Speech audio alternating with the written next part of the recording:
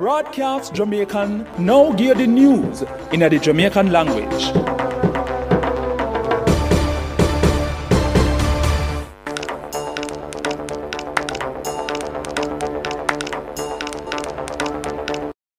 People, wagwan. This a Kadeen Marshall and me go give the news rundown in a Jamaican. First, me give the headline them.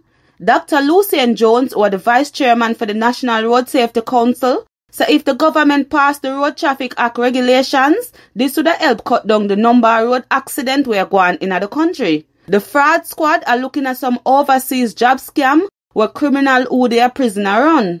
One male student who got the William Nib High School in a Trelawney stab and kill another student yesterday at the school. The Inter-Secondary School Sports Association ISA done with them vaccine rule. Now for the full story them.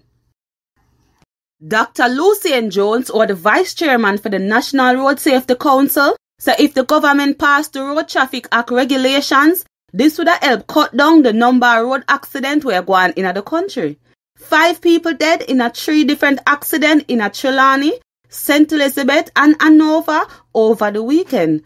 Dr. Jones said up to yesterday, the amount of people who dead on road gone up. And if the government put in camera and police for watch the road, this would have cut down on speeding. The fraud squad are looking at some overseas job scam where criminal who they are prisoner run.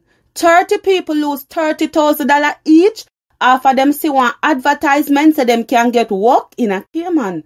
15 people come at the fraud squad yesterday for make one report so them get scam. One of the smarty who named Roxanne Francis said she left her work and she make plans for left the country Saturday gone cause them say she did go get work.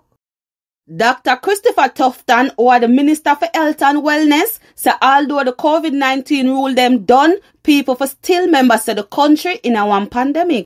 This come after the Prime Minister said all of the rule them done what did in place to try to stop the virus from spread.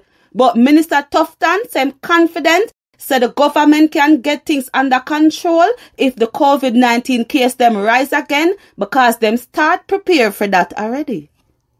One male student who got the William Nib High School in a Trelawney stab and kill another student yesterday at the school. The dead student is 16 years old Kamal Hall.